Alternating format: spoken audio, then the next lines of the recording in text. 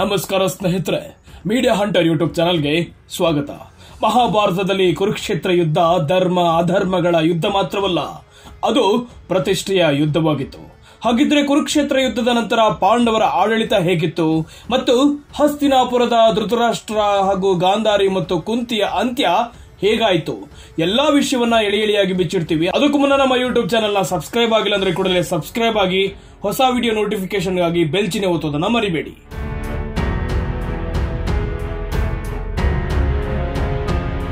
ಮಹಾಭಾರತದ ಪಂಚ ಪಾಂಡವರಲ್ಲಿ ಅರ್ಜುನನೇ ಆಗಲಿ, ಭೀಮನೇ ಆಗಲಿ, ಧರ್ಮರಾಯರೇ ಆಗಲಿ ಎಲ್ಲರೂ ಸಂಪಾದಿಸಿದ್ದ ರಾಜ್ಯವನ್ನ ದಾನವನ್ನ ಮಾಡ್ತಾರೆ ಮತ್ತು ಎಷ್ಟೋ ಜನಕ್ಕೆ ಅನ್ನದಾನವನ್ನು ಕೂಡ ಮಾಡ್ತಾರೆ.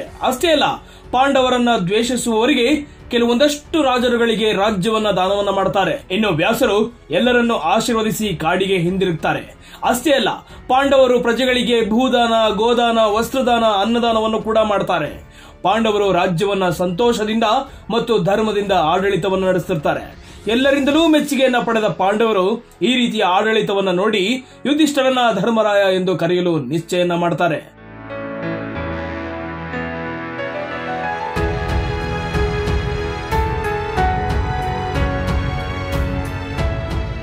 ಮಹಾಭಾರತದ ಕುರುಕ್ಷೇತ್ರ ನಡೆದು 15 ವರ್ಷಗಳ ನಂತರ ಧೃತರಾಷ್ಟ್ರ ಮತ್ತು ವಿಥುರ ಮಾರ್ಗದಲ್ಲಿ ಹಸ್ತಿನಾಪುರವನ್ನ ಧರ್ಮರಾಯ ಆಡಳಿತವನ್ನು ನಡೆಸುತ್ತಾರೆ.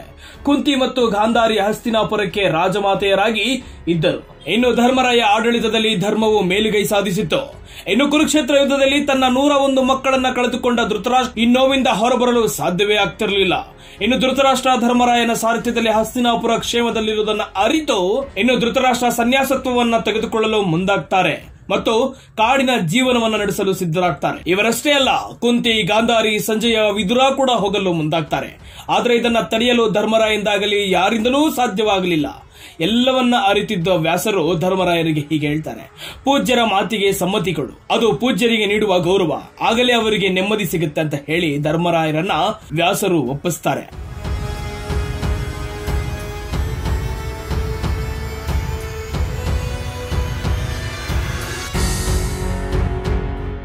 ನಂತರ ಧೃತರಾಷ್ಟ್ರ, ಕುಂತಿ, ಗಾಂಧಾರಿ, ಸಂಜಯ, ವಿದುರ ಎಲ್ಲರೂ ಕಾಡಿಗೆ ಹೊರಡಲು ಮುಂದಾಗುವ ಸಮಯದಲ್ಲಿ ಧೃತರಾಷ್ಟ್ರ ಧರ್ಮರಾಯರಿಗೆ ರಾಜ್ಯದ ರಾಜನಾಗಿ ಎಲ್ಲಾ ಪಾಂಡವರ ಸಮ್ಮತಿಯಿಂದ ನೀಡಿ ಮತ್ತು ಧೃತರಾಷ್ಟ್ರರು ಕುರು ಸಂಪ್ರದಾಯವನ್ನು ವಿವರಿಸುತ್ತಾರೆ. ಇನ್ನು ಕಾಡಿಗೆ ಹೊರಡುತ್ತಿದ್ದ ಧೃತರಾಷ್ಟ್ರರು ಜನರಲ್ಲಿ ತಮ್ಮ ಕುಟುಂಬದ ಅಂತ್ಯಕ್ಕೆ ಕ್ಷಮೆಯನ್ನ ಕೇಳಿ ಕುರುಕ್ಷೇತ್ರದಲ್ಲಿ ಎಲ್ಲಾ ಯೋಧರ ನೆನಪಿಗಾಗಿ ಧೃತರಾಷ್ಟ್ರರು ಪ್ರಜೆಗಳಿಗೆ ಆಹಾರ ಮತ್ತು ಸಂಪತ್ತನ್ನ ದಾನವನ್ನ ಕೊಡ್ತಾರೆ. ಇನ್ನು ಧೃತರಾಷ್ಟ್ರ, ಕುಂತಿ, ಗಾಂಧಾರಿ, ಸಂಜಯ, ವಿದುರ ಎಲ್ಲರೂ ಭಾಗೀರಥ ದಡಕ್ಕೆ ತಲುಪುತ್ತಾರೆ. ಕೇಕರಾಯನ ಮಾಜಿ ರಾಜ ಸತಾಯಪು ಅಲ್ಲೇ ಇರ್ತಾರೆ. ಅವರು ಅವರನ್ನೆಲ್ಲ ಸನ್ಯಾಸತ್ವದ ವಿಧಾನವನ್ನ, ಕರ್ತವ್ಯವನ್ನ ಬೋಧಿಸುತ್ತಾರೆ. ಎಷ್ಟೋ ಯೋಧರ ಮುಗ್ಧರ ಸಾವಿಗೆ ಕಾರಣವಾದುದರಿಂದ ಧೃತರಾಷ್ಟ್ರರು ಕಠಿಣವಾಗಿ ಸನ್ಯಾಸತ್ವವನ್ನ ಪಾಲಿಸುತ್ತಿರ್ತಾರೆ.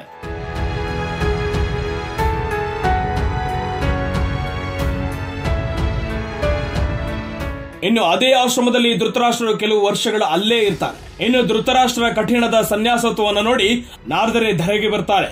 ಧೃತರಾಷ್ಟ್ರ, ನಿಮ್ಮ ಕಠಿಣ ಸನ್ಯಾಸತ್ವವನ್ನ ಸ್ವತಃ ದೇವಾನುದೇವತೆಗಳೇ ಸಂತೋಷ ಪಟ್ಟಿದ್ದಾರೆ. ನೀವು ನಿಮ್ಮ ಎಲ್ಲಾ ಕರ್ಮಗಳಿಂದ, ಪಾಪಗಳಿಂದ ವಿಮೋಚರಾಗಿದ್ದೀರಿ. ಇನ್ನು 2 ವರ್ಷಗಳಲ್ಲಿ ನಿಮಗೆ ಮೋಕ್ಷ ಪಡೆಯಲಿದ್ದೀರಿ ಎಂದು ನಾರದ ಮುನಿಗಳು ಹೇಳಿ ಹೊರಡುತ್ತಾರೆ. ನಂತರ ಧೃತರಾಷ್ಟ್ರರು ಎಲ್ಲವನ್ನ ಅರಿತು ಕುಂತಿ, ಗಾಂಧಾರಿ, ಸಂಜಯವರನ್ನ ಇನ್ನು ಉಳಿದ 2 ವರ್ಷವನ್ನ ಹಿಮಾಲಯದಲ್ಲಿ ಕಳೆಯೋಣ ಎಂದು ತಿಳಿಸುತ್ತಾರೆ. ಅಲ್ಲಿಂದ ಹೊರಡಲು ಶುರು ಮಾಡ್ತಾರೆ. ನಂತರ ಧೃತರಾಷ್ಟ್ರ, ಕುಂತಿ ಮತ್ತು ಗಾಂಧಾರಿ ಗಂಗಾದ್ವಾರದಲ್ಲಿ ಇದ್ದಾಗಲೇ ಎಲ್ಲರಿಗೂ ಮೋಕ್ಷವನ್ನ ಗಳಿಸಿಕೊಳ್ತಾರೆ. ಸಂಜಯ ಏಕಾಂಗಿಯಾಗಿ ಹಿಮಾಲಯಕ್ಕೆ ತಲುಪಿ ಮೋಕ್ಷ ಸಿಗುವವರೆಗೂ ಅಲ್ಲೇ ಇರ್ತಾರೆ. ಇನ್ನು ಧೃತರಾಷ್ಟ್ರ, ಕುಂತಿ, ಗಾಂಧಾರಿ ಮೋಕ್ಷವನ್ನು ಪಡೆದಿರುವ ಬಗ್ಗೆ ಹೇಳಲು ಸ್ವತಃ ನಾರದರೇ ಹಸ್ತಿನಾಪುರಕ್ಕೆ ಬಂದಿರ್ತಾರೆ. ಆಗ ಧರ್ಮರಾಯನಿಗೆ, ನಿಮ್ಮ ದೊಡ್ಡಪ್ಪ ಕಠಿಣ ಸನ್ಯಾಸತ್ವದಿಂದ ಅಂದ್ರೆ ಬರೀ ಗಾಳಿಯನ್ನ ಸೇವಿಸಿ ಬದುಕಿರ್ತಾರೆ. ಇನ್ನು ನಿಮ್ಮ ತಾಯಿ ಮತ್ತು ಸಂಜಯ ತಿಂಗಳಿಗೊಮ್ಮೆ ಆಹಾರವನ್ನ ಸೇವಿಸಿ ಜೀವನವನ್ನು ನಡೆಸಿರ್ತಾರೆ. ಇನ್ನು ವಿದುರ ಆಶ್ರಮದಲ್ಲಿದ್ದಾಗಲೇ ಮೋಕ್ಷವನ್ನ ಪಡೆದುಕೊಂಡಿರ್ತಾರೆ. ಇನ್ನು ಇವರೆಲ್ಲರ ಅಂತ್ಯ ಧೃತರಾಷ್ಟ್ರ ತಮ್ಮ ಮದುವೆಯ ದಿನದಂದು ಹಿಡಿದ ಧಾರ್ಮಿಕ ಬೆಂಕಿ ಪ್ರತಿದಿನ ಪೂಜೆಯನ್ನ ಮಾಡ್ತಿರ್ತಾರೆ. ಅಚಾನಕ್ ಆಗಿ ಜೋರಾಗಿ ಗಾಳಿ ಬೀಸಿ ಅವರ ಮೈ ಮೇಲೆ ಆ ಬೆಂಕಿ ಬಿದ್ದು ಬೆಂಕಿಗೆ ಆಹುತಿ ಆಗ್ತಾರೆ. ಆಗ ಧೃತರಾಷ್ಟ್ರ, ನನ್ನ ಅಂತ್ಯ ಹೀಗೆ ಆಗಬೇಕು ಅಂದರೆ ಯಾರಿಂದಲೂ ತಪ್ಪಿಸಲು ಸಾಧ್ಯವಿಲ್ಲ ಎಂದು ಅರಿತು ಅದನ್ನ ಸಂತೋಷದಿಂದ ಸ್ವೀಕರಿಸುತ್ತಾರೆ. ಇನ್ನು ಕೆಲವು ದಿನಗಳ ನಂತರ ಗಾಂಧಾರಿ ಮತ್ತು ಕುಂತಿ ಅದೇ ಬೆಂಕಿಗೆ ಯಜ್ಞವನ್ನ ಮಾಡುವ ಸಮಯದಲ್ಲಿ ಹಾರಿ ಪ್ರಾಣವನ್ನ ಬಿಡ್ತಾರೆ.